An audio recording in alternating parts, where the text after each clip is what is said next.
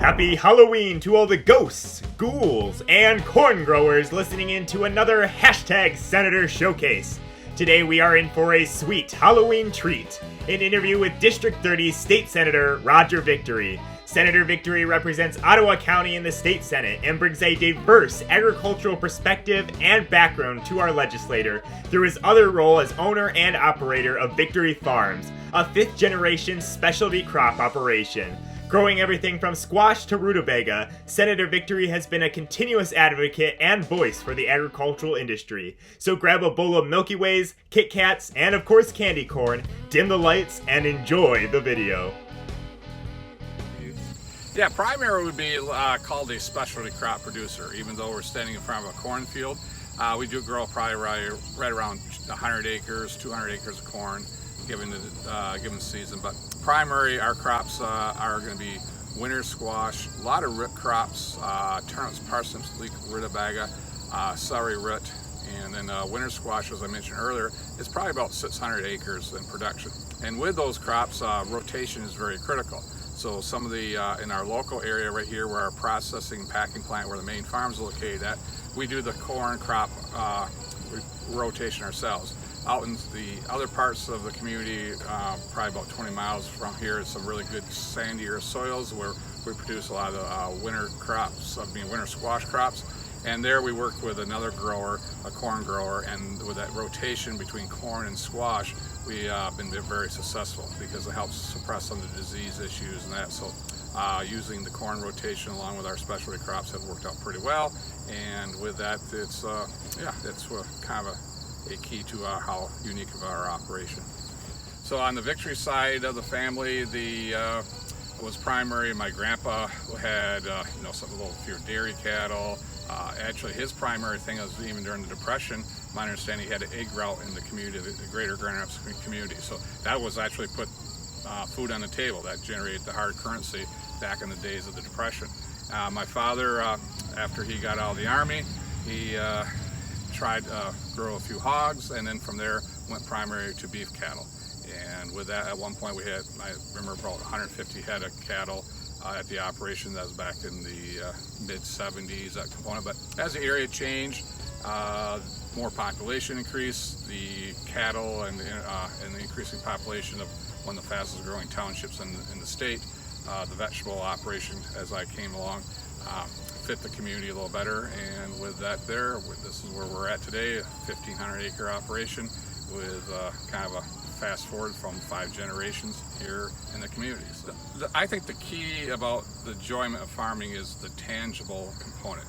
It's planting the seed in the spring, working hard throughout the whole season, and then finally having the harvest. And I'm more of a person that's more of a hands-on, tangible aspect of it, and seeing that. And then also another thing about farming is if you had success, you build on it. If you have some issues, you take lessons learned, and you got next year to go at it again. Our Victory Farms is located in Ottawa County, and Ottawa County has a distinct reputation as being the most diverse agricultural producing county, not just in the state of Michigan, but it's second in the nation. So let me repeat that, second in the nation. So when you travel around, you might see a cornfield like behind us here at Victory Farms, but also you'll see things of celery root, onions. We grow 13 different varieties of winter squash, and the list goes on. And naturally that diversity creates strength, because unlike in some of the other I states, Indiana, Iowa, and etc., that diversity creates a little more ebb and flow. So if one part of the industry might be hurting a little bit, the other one might have some strength to it. So it keeps a strong economic vitality to the ag industry in the state of Michigan. There's been a very unique opportunity as a legislator in Lansing to highlight the uniqueness of agriculture diversity in the state of Michigan. Many of our members are not aware of what we all do in the state of Michigan from all the various different crops.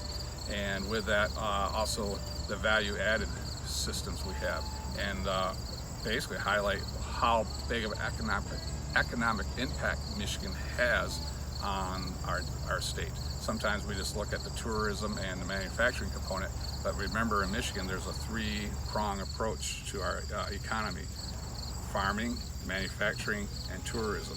And with that, when you highlight how important that is, and with that, we create some economic strength through the ups and downs of the economy. Another area too is I had an opportunity to be educated from my other colleagues and some of that perspective. So as a farmer coming and sometimes being exposed to that thought process, and what things can I learn from that, and those processes, how can it make it better for agriculture as a whole. I believe it's very important for farmers to run for political office because we're blessed right now currently with a number of farmers that are currently serving, but Michigan has term limits.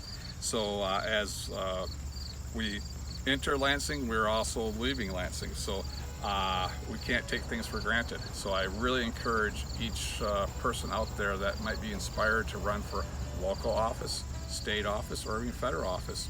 Look at it, study that possibility, and as even what Farmer Raj was able to do it, I think you could do it too. So don't be bashful. Take a look at it, challenge yourself. This might push yourself out of the comfort zone, but farmers make great legislators. The most enjoyable thing as being an elected official in Lansing, either as a state rep or a senator, is when you can actually take an issue that's very concerning, especially for issue that in your district.